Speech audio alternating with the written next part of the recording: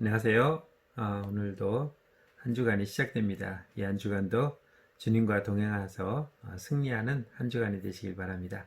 오늘은 새로운 삶 제4과 새로운 삶은 자유를 누리는 삶이다 라는 제목으로 함께 말씀을 나누도록 하겠습니다. 오늘 읽은 하나님의 말씀은 요한복음 8장 32절 말씀입니다. 진리를 알지니 진리가 너희를 자유롭게 하리라. 사람들은 누구로부터 자유를 누리고 싶어 합니다. 구속되거나 속박되기를 원하지 않죠. 그 자유, 진정한 자유는 어떤 것이고 어떤 게 진정한 자유의 삶인가를 오늘 주님을 통해서 함께 설명을 듣고 그리고 또 함께 누릴 수 있는 삶의 변화가 있기를 바랍니다. 팔이 없는 여인이 있었습니다. 전혀 때부터 20여 년 동안 팔이 없었으므로 그 여인은 열등감에 빠져 살았을 것입니다. 마음속에 깊은 상처가 잠재해 있었고 그녀는 사람들과 이야기할 때 또 길을 갈 때 팔이 있는 것처럼 위장을 하고 다녔습니다. 사람들이 쳐다보거나 뒤에서 큰 소리만 나도 그녀는 화를 내고 신경질을 부렸던 거죠. 하루는 누군가에게 팔 없는 것을 감사하는 찬송을 하라는 이야기를 들었습니다. 처음으로 팔이 없다는 사실에 대해서 감사하고 또 찬양을 했습니다. 그때 그녀는 생애 처음으로 자기 몸을 결박하고 있던 것에서 자유를 누렸습니다. 그 후 그녀가 외출하려고 할 때 위장을 하고 다니던 팔의 스카프를 버리라고 하는 하나님의 음성도 듣게 되었습니다. 그런데 그녀는 이것만은 풀 수가 없다라고 생각을 했습니다. 하나님께서는 내가 진실로 내게 감사하다면 위장하고 다니는 것도 풀어라 라고 말씀하신 것입니다. 그녀는 그 음성을 순종하고 스카프를 풀었을 때 그때 참 자유를 얻게 되었던 것입니다. 그렇게 팔이 하나도 없는 여자인 것을 인정하고 보니 숨길 것도 없고 또 큰 자유를 느껴서 찬송하고 감사했다고 말합니다. 하나님께서는 자기의 불구됨을 찬송함으로써 마음속에 깊은 상처가 나음을 받은 것입니다. 우리는 내가 있는 이 형편에 가장 감사하고 또 만족하고 살아가야 하는 것입니다. 내가 부족한 것은 그대로의 부족한 것이고 내게 넘치는 건 또한 넘치는 것입니다. 이것을 주신 하나님께 우리는 그냥 범사에 감사하며 살아가는 것입니다. 고린도서 3장 16절에서는 주는 영이시니 주의 영이 계신 곳에는 자유가 있느니라 하고 말씀하고 있습니다. 진정한 자유는 주님과 함께 있을 때 그 자유가 공존하는 것입니다. 우리가 대한민국에 있음으로 인해서 자유를 누리는 것처럼 만일 우리가 북한에 태어났다면 우리는 자유를 누리지 못했을 겁니다. 누구와 함께 하느냐가 자유의 있고 없음을 나타내는 것이지 내게 어떤 것이 충족되고 부족된 것이 자유의 있고 없음에 나타내는 것은 아니라는 것이죠. 예수님을 믿으면 우리는 자유를 누려야 하는데 아직도 진정한 자유를 누리지 못하는 사람들이 많이 있습니다. 아직도 세상을 버리지 못했기 때문입니다. 그 세상을 이기지 못했기 때문입니다. 그리고 자신의 욕심을 버리지 못했기 때문에 진정한 자유를 누리지 못하고 있는 것입니다. 하나님을 믿고 자유를 누리고 싶으면 진리의 말씀대로 세상 것을 포기할 수 있어야 됩니다. 다시 말하면 모든 것을 버리라는 것입니다. 그래야 영적인 하늘의 것이 내려옵니다. 하늘의 것을 받아야 세상에서 자유를 누릴 수 있는 것입니다. 제가 늘 가끔씩 이야기하는 것처럼 두 손에 하나씩 떡을 들고 있다고 생각해 보십시오. 또 다른 떡을 받기 위해서는 내 손에 든 떡을 내려놓아야 합니다. 내가 갖고 있는 것보다 더 큰 것을 얻길 원한다면 작은 것을 내게 쥐고 있는 그 작은 것을 내려놓아야 나는 큰 것을 받을 수가 있는 것입니다. 이것을 들고서 또 다른 것을 받으려고 한다면 우리는 팔이 두 개밖에 없기 때문에 불가능한 것이죠. 그래서 우리는 세상의 것을 내려놓음으로 말미암아 하늘에서 내려오는 큰 것을 얻을 수가 있는 것입니다. 자, 그러면 진리를 알아야 우리가 진리에서 자유를 누릴 수가 있는 것입니다. 예수님은 진리라고 주님이 말씀하셨습니다. 요한복음 1장 14절에서는 말씀이 육신이 되어 우리 가운데 거하심에 우리가 그의 영광을 보니 아버지의 독생자의 영광이요 은혜와 진리가 충만하더라고 말했습니다. 하나님은 진리 자체이십니다. 왜냐하면 거짓이 없으시고 오류가 없으시기 때문에 하나님이 바로 진리이십니다. 그렇기 때문에 그 진리 되신 하나님을 우리는 의심할 수도 없고 또 의심해서도 안 되는 것이고 그분이 가지고 있는 그 충만한 은혜와 진리를 우리가 누려야 하는 것입니다. 또한 요한복음 14장 6절에서는 예수께서 이르시되 내가 곧 길이요 진리요 생명이니 라고 말씀하고 있습니다. 예수님이 길이고 진리고 생명이십니다. 예수님 외에는 그 어떤 길도 없고 진리도 없습니다. 그래서 천국에 가는 것도 오직 예수님만이 유일한 길이십니다. 요즘은 종교 다원주의라고 해서 모든 종교에 다 선이고 모든 종교가 다 어떤 종교를 믿어도 구원을 받을 수 있다라고 말하는 사람들이 많이 나타나고 있습니다. 그러나 분명히 다릅니다. 다른 종교들은 신이 없습니다. 있다고 해도 죽은 신입니다. 생명이 없습니다. 그러나 오직 하나님만이 생명이 있으시고 오직 하나님만이 유일한 신임을 우리는 분명히 기억해야 합니다. 에베소서 4장 21절에서는 진리가 예수 안에 있는 것 같이 너희가 참으로 그에게서 듣고 또한 그 안에서 가르침을 받는다라고 말씀하고 있습니다. 우리는 주님에게서만 배울 수 있습니다. 주님만이 참된 것을 우리에게 가르쳐 줄 수 있고 그 가르침을 받은 우리가 그 가르침대로 살아갈 수가 있는 것입니다. 둘째로 진리는 하나님의 말씀이라고 했습니다. 고린도후서 6장 7절에서는 진리의 말씀과 하나님의 능력으로 의의 무기를 좌우에 가지라고 말씀하고 있습니다. 우리가 가지고 있는 이 무기는 사단과 싸울 때 가지고 있는 무기는 바로 하나님의 말씀입니다. 말씀에 의지해서 우리는 싸우고 말씀에 의지해서 나가기 때문입니다. 그런데 그 말씀은 어떤 말씀이냐면 변하지 않는 진리의 말씀입니다. 변하는 것은 진리가 아닙니다. 200년 전에 다윗은 종의 기원을 통해서 진화론을 주장했습니다. 그런데 200년이 지난 지금 그 진화론에 오류가 있음을 말하고 있습니다. 과학이 과학으로 증명한 것입니다. 이렇게 200년 전에는 그것이 진리인 것처럼 받아들였지만 200년이 지난 지금은 그것이 진리가 아니라는 것으로 변했습니다. 이것은 참 진리가 아니라 그냥 평범한 이론에 불과했던 것입니다. 진리는 시간이 지나고 세월이 지나고 시대가 바뀌어도 영원히 변하지 않는 것이 바로 진리입니다. 에베소서 1장 13절에서는 그 안에서 너희도 진리의 말씀 곧 너희의 구원의 복음을 듣고 그 안에서 또한 믿어 약속의 성령으로 인치심을 받았다라고 말씀하고 있습니다. 그 안이라는 것은 바로 주님 안에서입니다. 주님이 진리이시고 주님 안에서 우리는 진리의 말씀을 들었고 진리의 말씀으로 구원의 약속을 받았고 그 구원을 얻은 우리는 성령의 인도하심으로 살아가고 있음을 말씀하고 있는 것입니다. 그래서 우리는 새로운 삶은 바로 예수님처럼 자유하는 삶을 살아야 합니다. 예수님은 어떻게 사셨습니까? 공생의 기간 동안에 정말 자유롭게 온 유대 땅 사마리아까지 두루 다니시면서 자유롭게 사셨습니다. 마태복음 8장 20절에서는 예수께서 이르시되 여우도 굴이 있고 공중의 새도 거처가 있을 때 인자는 머리 둘 곳이 없다라고 말씀하셨습니다. 당신이 거처를 정하고 사신 것이 아니라 온 유대 땅을 돌아다니시면서 자유롭게 복음을 전하며 사셨습니다. 요한복음 14장 27절에서는 평안을 너희에게 끼치노니 곧 나의 평안을 너희에게 주노라. 내가 너희에게 주는 것은 세상이 주는 것과 같지 아니하니라. 너희는 마음에 근심하지도 말고 두려워하지도 말라고 말씀하고 있습니다. 세상 사람들은 평안이 없습니다. 늘 근심하고 또 두려워하고 또 걱정하며 살아갑니다. 그런데 주님은 우리에게 그 평안을 주시겠다고 말씀하고 있습니다. 세상에 줄 수 없는 평안, 오직 자유함의 평안을 주님만이 우리에게 주시고 주님만이 그것을 누릴 수 있는 것입니다. 새로운 삶은 예수 그리스도의 제자들처럼 자유롭게 사는 것입니다. 우리가 주님의 부르심을 받고 주님의 제자가 되었다면 이제 우리도 주님처럼 자유롭게 살아가는 것입니다. 제자들은 예수님으로부터 자유롭게 사는 방법을 3년 동안 배웠습니다.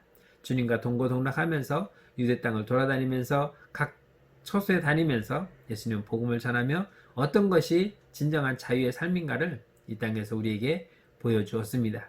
모든 것을 버리는 훈련 그리고 아무것도 갖지 않아도 살아갈 수 있는 방법 이런 것들을 주님은 제자들에게 가르치신 것입니다. 예수 믿는 사람들은 돈 없이도 행복하게 살 수 있다는 것을 배웠고 또한 적은 돈을 쓰면서도 굉장히 큰 행복과 만족감을 느끼는 것을 배웠습니다. 이렇게 모든 것을 소유하지 않아도 모든 것을 소유한 것처럼 살아갈 수 있는 방법 이것이 바로 주님이 보여주신 방법입니다. 이것을 주님은 제자들에게 3년 동안 훈련시켰습니다. 마태복음 10장 10절에서는 여행을 위하여 배낭이나 두벌 옷이나 신이나 지팡이를 가지지 말라. 이는 일꾼이 자기의 먹을 것 받는 것이 마땅함이라고 말했습니다. 이 세상은 나그네 길이라고 말합니다. 나그네와 같이 왔다가 가는 인생입니다. 우리가 여행을 다녀볼 때는 여행을 가기 위해서 짐을 쌉니다. 하루짜리 여행, 2박 3일 여행, 3박 4일 여행, 또 열흘짜리, 한 달짜리. 이 여행의 기간에 따라서 우리의 짐이 달라집니다. 간단하게 옷 한 벌 준비하는 경우도 있고 또 몇 벌씩 준비하는 경우도 있습니다. 왜냐하면 그 기간에 따라서 입어야 할 옷들이, 짐들이 많아지기 때문입니다. 공항에 가면은 어떤 사람은 간단한 캐리어를 갖고 오는 사람도 있는가 하면 어떤 사람은 아주 커다란 화물용 그 트렁크를 가지고 오는 사람도 보았습니다. 왜 그렇겠습니까? 필요한 만큼 다 싸가지고 가는 것이죠. 그런데 오늘 주님은 뭐라고 말씀하시냐면 두 벌 옷이나 신이나 지팡이를 가지지 말라고 했습니다. 그냥 입고 있는 그 한 벌로 족하다고 말하는 것이죠. 왜냐하면 어디 가든지 어디에 있든지 주님이 함께 하시고 또한 그곳에서 우리가 제공받을 수 있기 때문인 것입니다. 예수님은 제자들의 이러한 자유를 느낀 것을 확인하셨습니다. 예수님은 제자들에게 아무것도 없이 살아보라고 했는데 부족한 것이 있더냐라고 말씀하시면서 자유를 누리는 것을 주님은 확인하셨습니다. 즉 하나님이 먹이시고 입히시는 것을 깨달은 것입니다. 우리가 베세다 광야에서 오병이어의 기적을 합니다.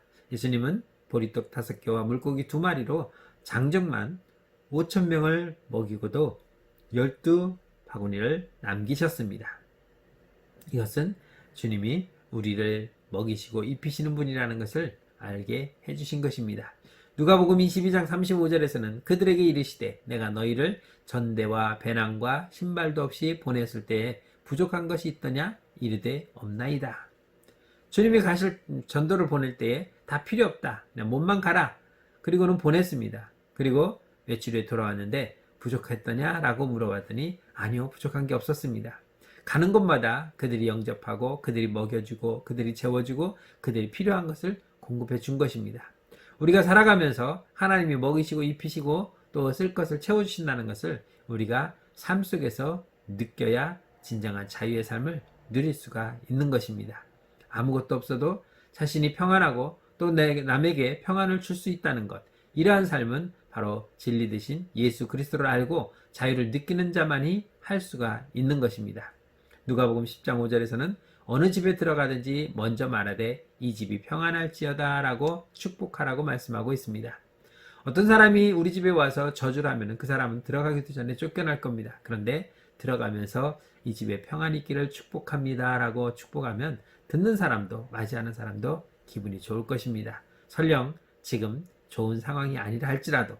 그렇기 때문에 들어가서 주의 말씀으로 축복할 때에 그곳에서 우리에게 대접하고 우리를 보살펴 준다는 것입니다. 그러기에 우리는 주님의 말씀을 가지고 주님의 말씀으로 평안을 축복하는 그러한 삶이 될 때에 우리는 어디 가든지 주님의 예비하신 대로 먹고 마시며 살아갈 수가 있다는 것을 보여주었습니다. 예수님은 당신을 따르는 사람들에게 세상과 다른 행복을 주셨습니다. 그리스도 안에서 자유할 때에 다음과 같은 행복을 주셨던 것입니다. 어떤 행복이냐면 고린도후서 6장 10절에 보면 근심하는 자 같으나 항상 기뻐하고 가난한 자 같으나 많은 사람을 부유하게 하고 아무것도 없는 자 같으나 모든 것을 가진 자로다.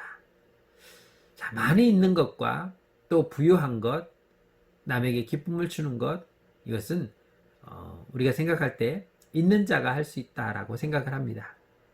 그런데 아무것도 없어도 이러한 삶을 살아갈 수 있다고 주님은 말씀하고 있는 것입니다. 세상 사람들은 다 근심합니다. 그러나 그리스도인들은 그런 근심 가운데 살아가면서도 기뻐할 수 있습니다. 왜냐하면 그 근심의 모든 것을 주님이 맡아주시기 때문입니다. 가난하게 살지만 돈이 없는 것 같지만 우리는 부유하게 살아갑니다. 왜냐하면 세상의 부요가 아닌 하늘의 부요함으로 감사하며 살아가기 때문인 것입니다. 또 아무것도 없는 것 같지만 모든 것을 가졌습니다. 꼭 손에 돈을 쥐고 있어야 내가 부자입니까? 은행에 넣어두면 부자가 아닌가요? 우리는 하나님 나라에 저축되어 있기 때문에 하나님 나라의 모든 것을 그 소유권을 우리가 상속받는 상속자이기 때문에 지금은 아무것도 가진 게 없는 것처럼 보이지만 실상은 우리는 모든 것을 가진 자입니다. 예수님의 제자들은 세상에서 그래서 자유함을 누렸습니다. 배웠습니다. 그들 마음속에는 믿음의 부유와 하나님 나라가 있었기 때문에 가능했던 것입니다. 야고보서 2장 5절에 보면 내 사랑하는 형제들아 들을지어다 하나님이 세상에서 가난한 자를 택하사 믿음에 부유하게 하시고 또 자기를 사랑하는 자들에게 약속하신 나라를 상속으로 받게 하지 아니하셨느냐라고 말씀하고 있습니다. 우리는 엄청난 상속자입니다. 하나님 나라를 상속받을 수 있는 그러한 상속자입니다.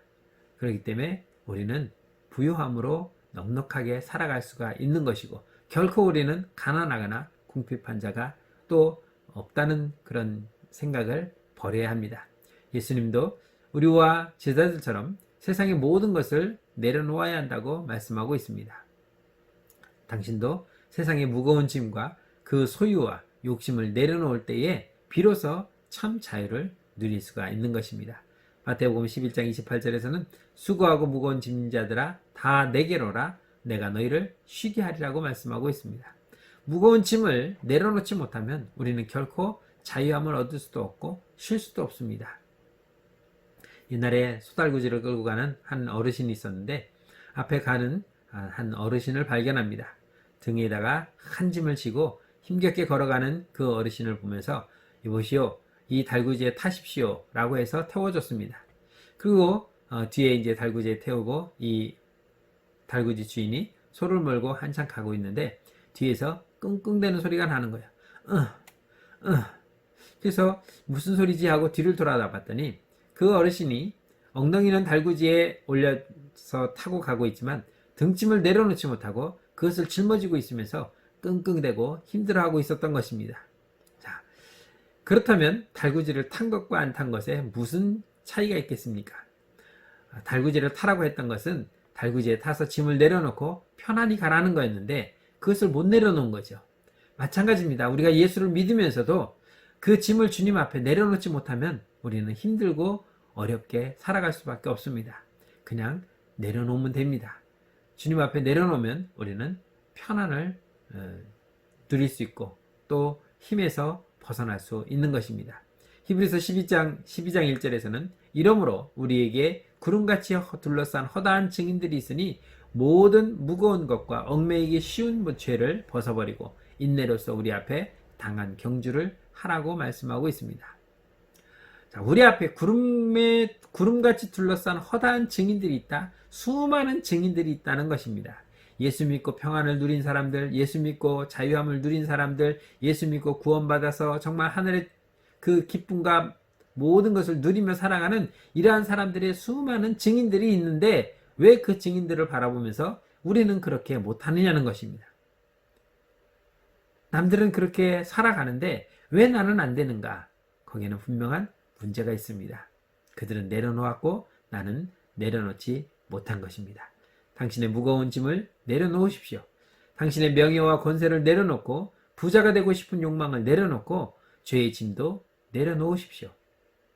자존심도 내려놓고 욕심도 내려놓고 하나밖에 없는 목숨도 내려놓고 다 내려놓을 때에 진정한 그리스도의 참 자유를 누리게 될 수 있는 것입니다. 이런 것은 당신이 소유하면 할수록 무거운 짐이 될 수밖에 없습니다. 그러나 이 모든 것을 내려놓으면 이제 우리는 가벼워서 더 큰 것을 누릴 수가 있는 것입니다. 진리신 하나님의 말씀을 깨달은 사람들은 바로 말씀을 믿고 따르는 자유함이 있어야 됩니다. 안타까운 것을 보면은 예수는 열심히 믿는데 그 예수의 그 은혜와 축복을 누리지 못하는 사람이 있습니다. 쉽게 얘기해서 뷔페에 가서 그 맛있는 음식들이 쫙 진열되어 있습니다. 우리는 가서 내가 먹고 싶은 것, 내가 먹을 수 있을 만큼 우리는 그 접시에 담아서 먹기만 하면 되는데 그 뷔페에 들어가서 먹지 못하는 사람이 있다는 거죠. 그냥 바라만 보고 있습니다. 얼마나 안타깝습니까? 우리는 주님 안에 들어가서 누릴 수 있는 그러한 혜택을 받았음에도 불구하고 아직도 내가 세상 것에 미련을 두고 아직까지 세상 것을 바라보고 있기 때문입니다. 집에 지어놓은 밥을 생각하며 집에 만들어 놓은 반찬을 생각하며 그것 먹을 생각에 뷔페에 와서 이 음식들을 먹지 못한다면 얼마나 안타까운 일이겠습니까? 구원의 자유, 이것은 형벌의 두려움에서 벗어나 하나님의 은혜로 구원받았다는 확신으로부터 얻어지는 자유함입니다. 어렸을 때 우리가 잘못하면 부모님께 혼나는 경우가 있습니다. 부모님이 외출할 때 어떤 물건을 깼다든지 일을 저질러 놨으면은 우리는 부모님이 오실 때까지 가슴을 졸이며 이제 오늘 난 죽었다. 얼마나 혼날까. 막 그것을 상상하며 두려움의 시간을 보냅니다. 그런데 부모님이 딱 와서 다친 데는 없니? 다음부터는 조심해라 하고 끝냈을 때 얼마나 우리 애는 마음이 편해집니까? 얼마나 그 졸였던 그 순간에서부터 기쁨이 넘쳐옵니까? 바로 우리가 주님을 만나는 것은 이런 것입니다. 내가 받을 그 형벌을 주님이 용서해 주셨고 주님이 다 해결해 주셨기 때문에 우리는 더 이상 두려움에 떨 수 있는 그런 자들이 아니라 이제는 기쁨과 감사함으로 살아갈 수 있는 그러한 자들로 바뀌어진 것입니다. 에베소서 2장 8절에서는 너희는 그 은혜에 의하여 믿음으로 말미암아 구원을 받았으니 이것은 너희에게서 난 것이 아니요 하나님의 선물이라고 했습니다. 우리가 죄의 용서를 받은 것은 내가 잘해서가 아니라 하나님께서 그냥 용서해 주신 것입니다. 우리에게 선물로 일방적으로 주신 것입니다. 앞에서 제가 말씀드린 것처럼 내가 잘못은 했지만 부모님께서 나를 혼내지 아니하시고 내게 용서해 주신 것입니다. 그것이 바로 우리에게 참된 자유를 준 것입니다. 우리는 죄에서 자유함을 얻어야 됩니다. 우리의 죄를 회개하면 사함받기 때문에 자유합니다. 죄를 미워하고 안 짓기 때문에 자유한 것입니다. 죄가 없는 사람은 마음에 자유를 얻습니다. 우리가 하나님 앞에 내 죄를 자복하면은 하나님은 용서해 주신다고 분명히 말씀했습니다. 그런데 용서를 구하지 아니하면 그 죄값은 우리는 상상할 수 없을 만큼 치러야 됩니다. 앞에서 말씀드린 것처럼 우리가 잘못했을 때 부모님께 잘못했습니다 라고 싹싹 빌면은 안 맞아요. 그런데 잘못했다고 용서도 구하지 아니하고 오히려 큰 소리 치면은 걔는 한 대 맞을 거 두 대 맞죠. 요즘은 법이 바뀌어서 아이들을 때리지 말라고 하지만 그래도 순간적으로 아마 화가 날 수도 있을 것입니다. 아무튼 우리는 누군가에게 잘못했다면 그 잘못을 빌 때에 용서함을 받을 수 있습니다. 하나님도 마찬가지입니다. 우리가 잘못했다고 용서를 구하면 얼마든지 그 죄가 얼마나 엄청난 것이라 할지라도 하나님은 다 용서해 주신다고 말씀하고 있는 것입니다. 사도행전 3장 19절에서는 그러므로 너희가 회개하고 돌이켜 너희 죄 없이 사함을 받으라. 이같이 하면 새롭게 되는 날이 주 앞으로부터 이른다고 말씀하고 있습니다. 회개하고 돌이키면 너희는 죄사함을 받는다고 했습니다. 죄사함을 받기 위해서는 반드시 회개하고 돌이켜야 됩니다. 잘못했습니다 하고 또 잘못을 하는 것은 회개하는 것이 아닙니다. 회개는 유턴입니다. 가는 길에서 돌아오는 것입니다. 잘못된 길에서 돌아오는 것입니다. 그러므로 우리는 하나님 앞에 회개함으로 우리의 죄사함을 받을 때에 죄로부터 자유함을 누리게 되는 것입니다. 요한일서 5장 18절에서는 하나님께로부터 난 자는 다 범죄하지 아니하는 줄을 우리가 아노라. 하나님께로부터 나신 자가 그를 지키심에 악한 자가 그를 만지지도 못한다고 했습니다. 우리가 예수 그리스도를 믿음으로 말미암아 우리는 죄사함을 받았고 그러므로 말미암아 우리는 이제는 죄를 멀리하는 자입니다. 그렇기 때문에 악한 자 사단이 우리를 만지지도 못하게 하나님은 우리를 지키신다고 말씀하고 있는 것입니다. 우리는 돈에서부터 자유함을 누려야 됩니다. 하나님이 돈을 많이 주셔도 감사하고 안 주셔도 감사한 것입니다. 왜냐하면 주신 자도 하나님이요 거두시는 자도 하나님이시기 때문입니다. 히브리서 13장 5절에서는 돈을 사랑하지 말고 있는 바를 족한 줄로 알아. 그가 친히 말씀하시기를 내가 결코 너희를 버리지 아니하고 너희를 떠나지 아니하리라 하셨느니라고 말씀하고 있습니다. 돈을 사랑하면 그것이 죄로 발전할 수 있기 때문입니다. 돈이 죄가 아닙니다. 돈을 우리가 사랑하기 때문에 죄가 되는 것입니다. 다른 사람은 1억을 갖고 있는데 나는 10,000원밖에 없다. 그러면 나는 10,000원이네. 10,000원이나 있네 나도 하고 감사하는 자는 죄를 안 짓습니다. 그런데 쟤는 1억 있는데 왜 나는 10,000원밖에 없지?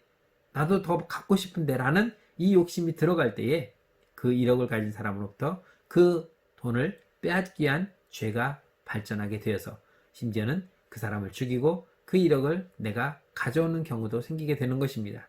그렇기 때문에 돈을 사랑하지 말고 있는 것에 만족하라는 것입니다. 내가 가지고 있는 돈이 10,000원이라 할지라도 내 아버지는 수백억, 수천억을 가지고 있는 자라면 나는 결코 가난한 자가 아닌 것입니다. 우리 하나님은 세상의 모든 것을 가지신 분입니다.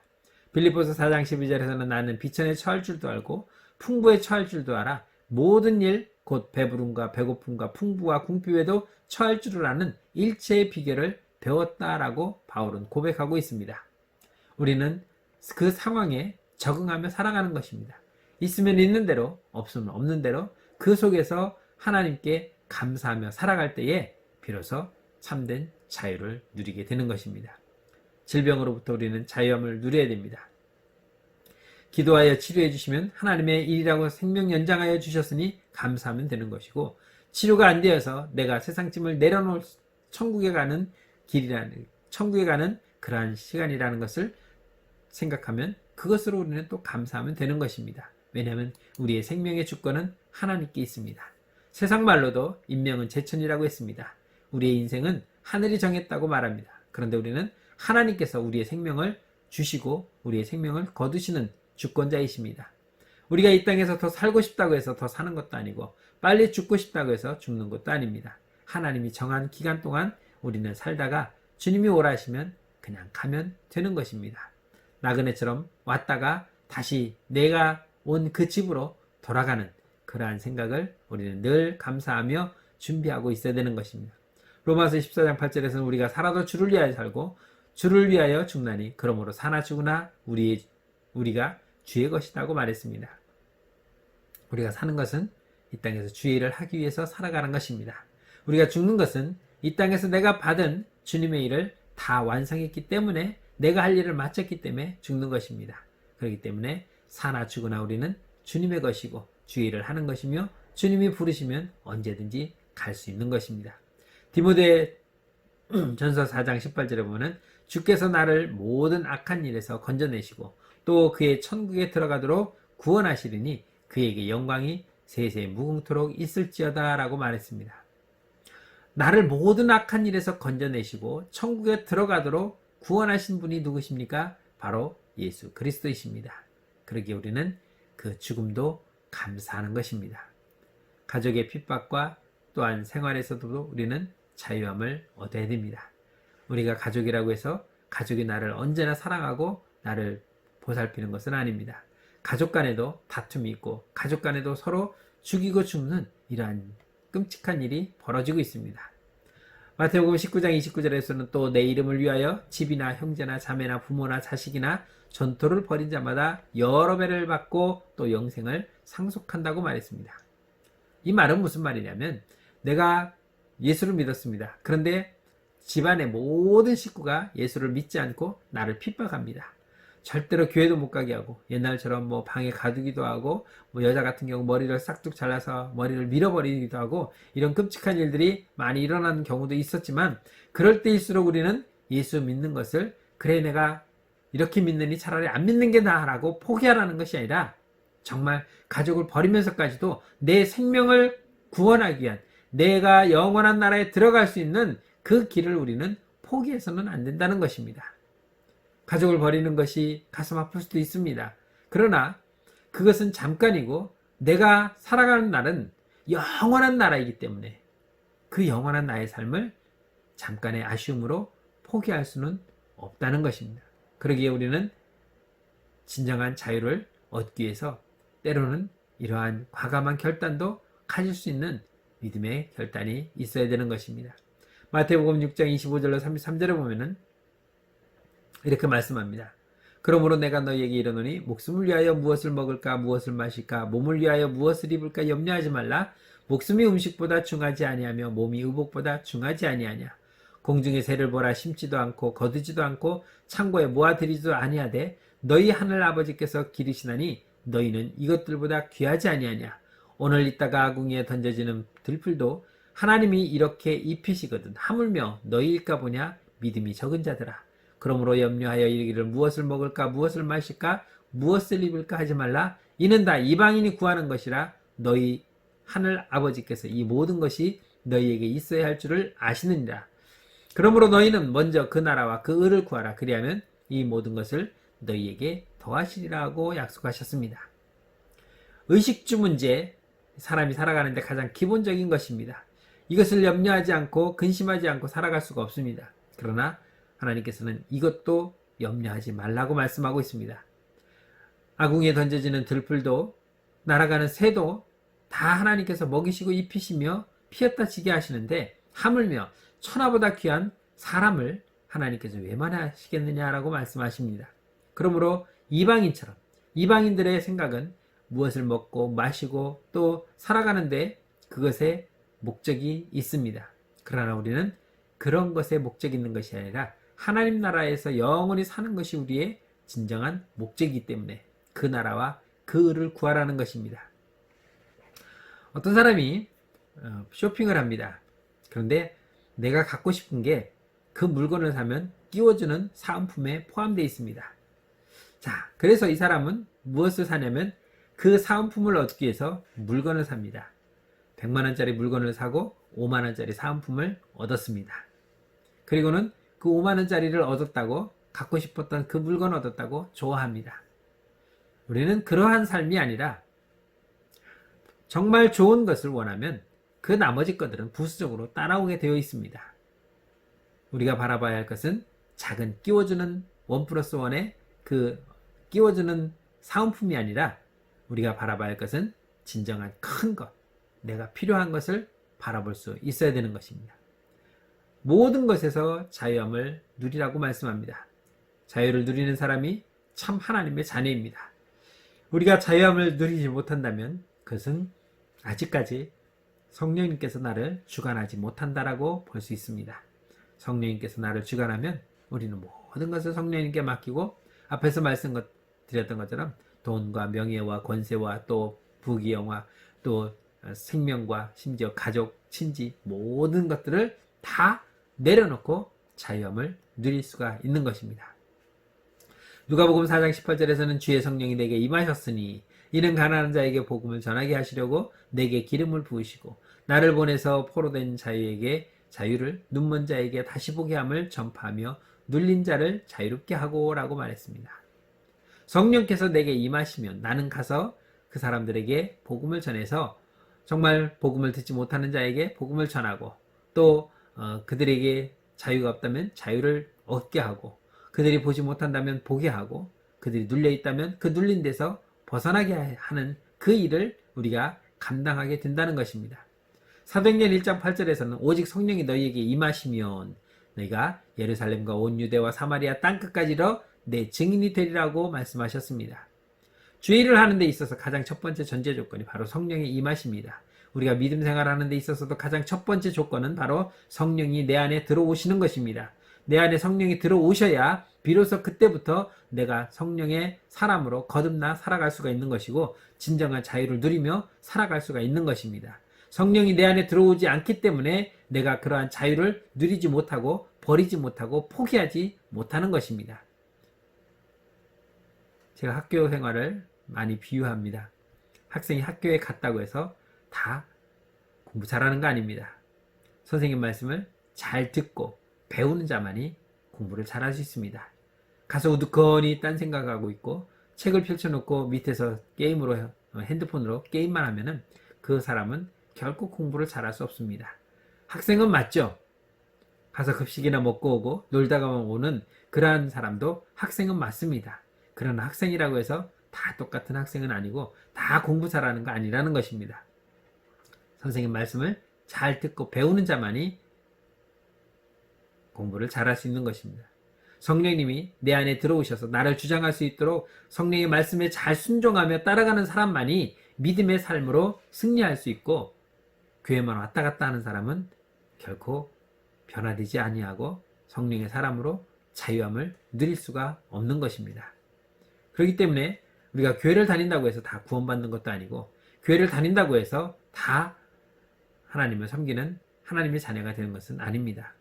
내 안에 성령님이 들어오셔야 됩니다.